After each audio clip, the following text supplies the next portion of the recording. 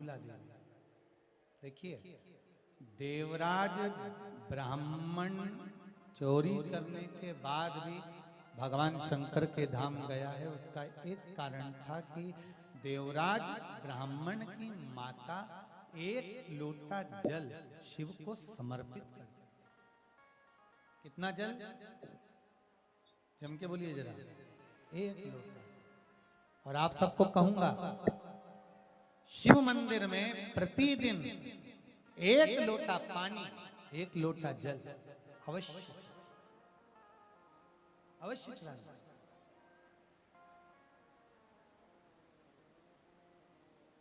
एक लोटा पानी भगवान शंकर को अवश्य।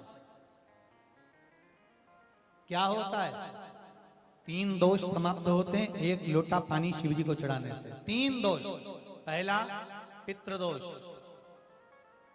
दूसरा वास्तु दोष और तीसरा कालसर्प दोष। जब हम घर में से जल लेकर जाते हैं तो हमारे घर का पानी जब जाता है तो घर का जो वास्तु केंद्र होता है वो रसोई घर होता है। रसोई घर में से जल ले जाकर शिव जी को चढ़ाते हैं तो उससे वास्तु दोष समाप्त होता है। दूसरे नंबर पर है पितृदोष।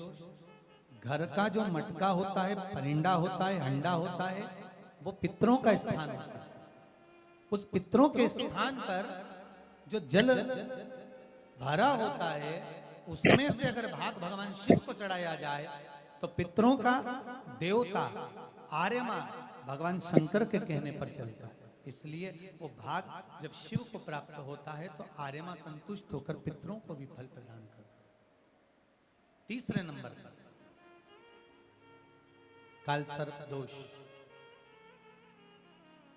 भगवान शंकर को एक लोटा पानी अगर चढ़ा रहे हो, भगवान शिव पर एक लोटा पात्र जल का अगर चढ़ा रहे हो तो आपका कालसर्प दोष समाप्त। कालसर्प दोष होता कैसे?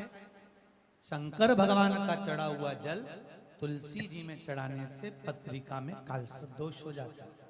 जैसे माँ जो होती है ना, घर की जो माँ होती है, अगर गर्भ में बच्चा है, गर्भ में संतान है, और वो शिव जी पर अगर एक लोटा पानी जैसे शंकर जी पर जल चढ़ाया, थाली में सारे भगवान को निला लिया, गणेश जी, देवी जी, शंकर जी, सारे देवताओं को एक ही थाली में रखकर स्नान कराकर वो शंकर का चढ़ा हुआ जल जब चढ़ाया जाता है तुलसी जी में ले जाकर लोग डाल देते हैं, उससे जो बच्चा जन्म लेता है उस बच्चे की पत्रिका में कालसर्प दोष आ जाता है।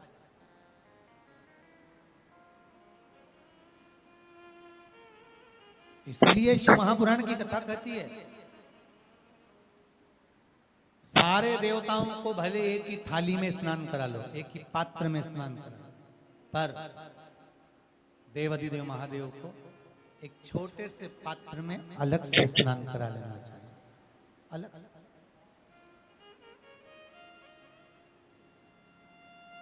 और उस पात्र का जल शिव जी को समर्पित करा हुआ जल तुलसी जी में नहीं डालना। तुम्हारे घर में जो पौधा हो आप उसको उसमें समर्पित कर। जैसे बेलपत्री चढ़ाने के बाद जल चढ़ाना या जल चढ़ाकर बेलपत्र चढ़ाना। एक पत्र है, बड़ा सुंदर है, छोटा सा भाव, प्रश्न अच्छा है, आप सबके हित का।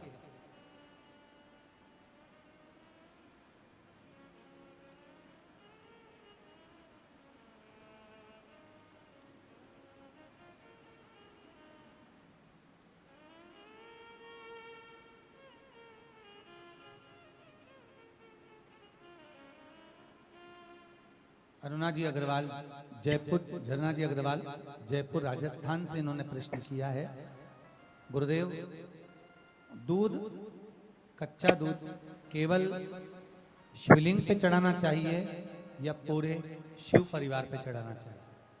प्रश्न अच्छा है। और शिव महापुराण की कथा रुद्राक्ष उत्सव चल रहा है तो आप उसको समझें। दूध केवल शिवलिंग पे चढ़ाना चाहिए या जो शिवलिंग के आसपास में सभी परिवार विराजमान होता है उस पे भी चढ़ाना चाहिए? अगर लिंग पुराण आप उठाकर देखेंगे तो लिंग पुराण में एक बड़ा सुंदर संवाद आता है जिसमें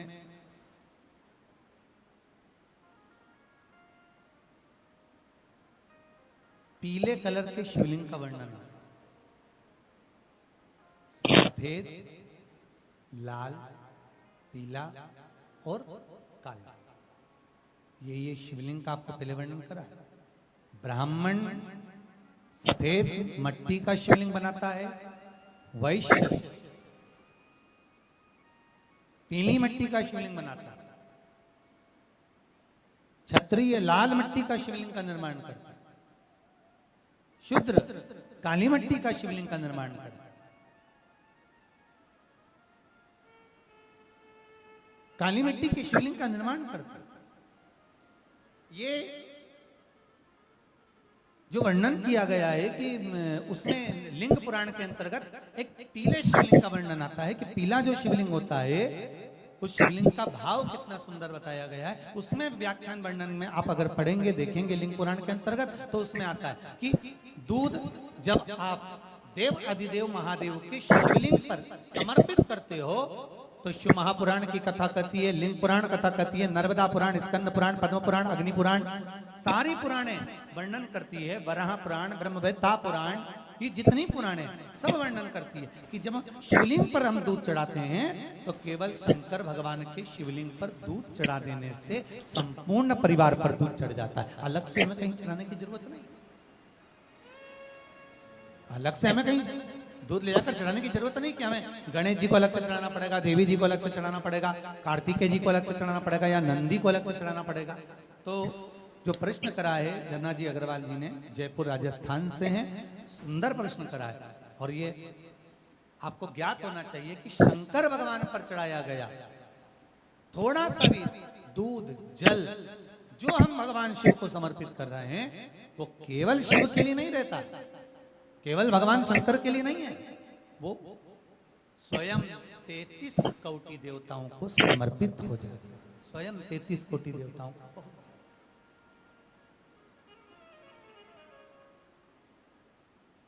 अलग से देने की जरूरत नहीं होती।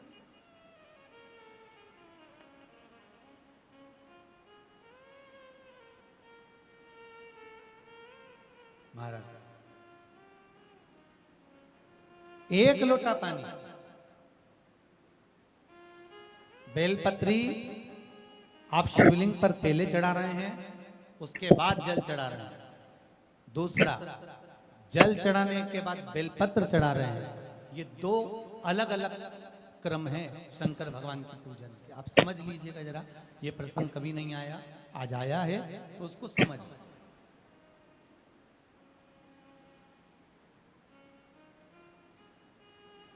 पहले बेलपत्र, उसके बाद में जल जो चढ़ाया जाता है ये रोग मुक्ति के लिए चढ़ाया जाता है। काय के लिए चढ़ाते हैं अपन? रोग के निवारण, रोग मुक्ति के। जैसे कोरोना महामारी के अंतर्गत अपन सबने स्मरण किया ऑनलाइन शिव महापुराण में कि एक वर्णन किया था कि अगर ज्यादा स्वास्थ्य गड़बड़ हो रहा है तो एक लोटा दूध था और एक लोटा पानी बेलपत्र रखकर फिर चढ़ाने का उस समय पर वर्णन किया था। आप लोगों ने, कई लोगों ने उसको किया भी और उसका लाभ आपको मिला। उसी तरह आप शिव मंदिर में जाकर दर्शन करेंगे तो दो चीजें अपने को दर्शन करने को मिलेगी। एक भक्त आता है शंकर जी के मंदिर में, आलोक भाव से पहुंचते हैं तो पहले वो क्या करते हैं, पहले बेलपत्री चढ़ा देते हैं फिर जल चढ़ा देते हैं। और एक भक्त जो शिव मंदिर में पहुंचता है पहले जल चढ़ाता है फिर बेलपत्र चढ़ाता है। दोनों का अलग अलग क्रम है, दोनों का अलग अलग भाव वर्णन है। पहला, अगर बेलपत्र चढ़ाया है और उसके बाद अगर शंकर भगवान पे जल चढ़ा रहे हो तो ये रोग मुक्ति के लिए होता है। जैसे बड़े रोग किसी को हो जाए, रोग किसी को घेर ले तो वो बेलपत्री चढ़ाने के बाद फिर जल चढ़ाएगा तो उसको रोग थम जाएगा और फिर वो रोग आगे नहीं बढ़ेगा, आगे नहीं बढ़ेगा। रोगों को थामने के लिए बेलपत्री पहले फिर जल। और जब कुछ कार्य के लिए आप, सिद्धता के लिए आप, अच्छे कार्य के लिए आप, मन की प्रसन्नता के लिए, आनंदता के लिए आप शिव आराधना कर रहे हो, आप शंकर की आराधना कर रहे हो, तो आप जल चढ़ाकर फिर बेलपत्री चढ़ाओ, उसका लाभ आनंद में। आपने जल चढ़ाया, उसके बाद बेलपत्र चढ़ा।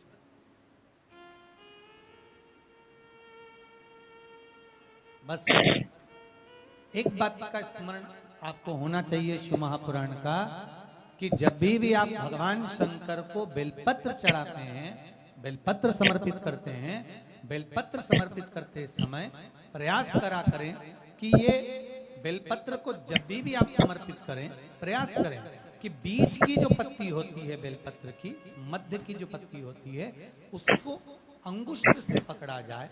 उसके बाद में आप फिर बेलपत्री को शिव पर समर्पित करें, प्रयास करें। बेलपत्र जो हम भगवान शंकर को समर्पित करते हैं, उसका मध्य जो भाग होता है बेलपत्री का, जो 3 देवताओं का मध्य जो भाग होता है, उसको पकड़कर बेलपत्री को शिव को समर्पित करना। पूर्व की कथाओं में यह भी वर्णन किया है कि बेलपत्री की डंडी का मुख कहाँ होना चाहिए। पूर्व की कथाओं में यह भी बताया गया है कि बेलपत्री की तीनों डंडियों के बीच में, तीनों पत्तियों के बीच में जो खाली जगह होती है, डंडी होती है, उसका क्या महत्व है, ये पूर्व की कथा में पहले बता चुके। पर आज जो क्रम चल रहा है कथा का, उसमें अपन जो समझ रहे हैं वो ये होना चाहिए कि आप किस कामना से जल चढ़ा रहे हैं, आपके जल चढ़ाने का क्रम क्या है।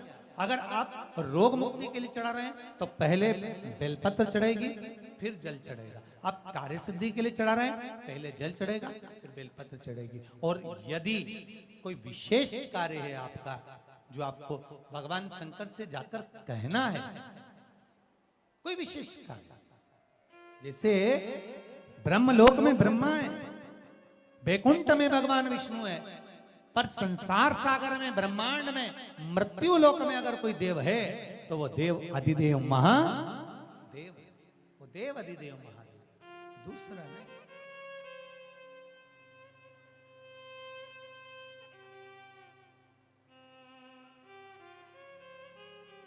कोई दूसरा नहीं है।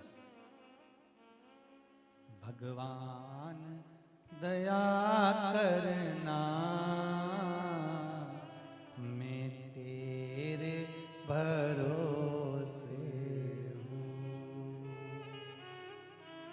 भोलेनाथ दया करना, मैं तेरे भरोसे हूँ। ना घर के भरोसे हूँ, ना परिवार के भरोसे हूँ। सब गाइए। ना घर के भरोसे हूँ, ना परिवार के भरोसे हूँ। भोलेनाथ दया करना, मैं तेरे भरोसे हूँ। भोलेनाथ दया करना, मैं तेरे भरोसे हूँ। जिसको एक भरोसा होता है शंकर का, भगवान का एक भरोसा होता है, दिखता नहीं है, दिखता नहीं है। ना इनके भरोसे हूँ, ना उनके भरोसे हूँ,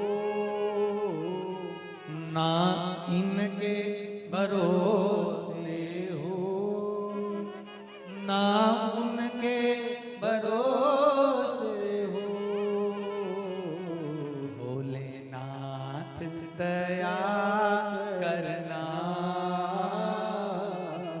मैं तेरे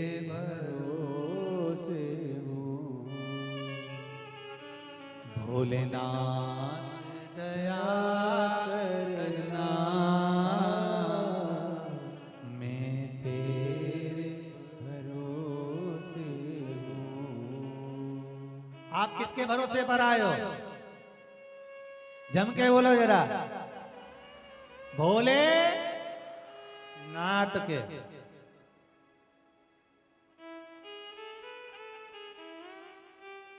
शिव के भरोसे पर।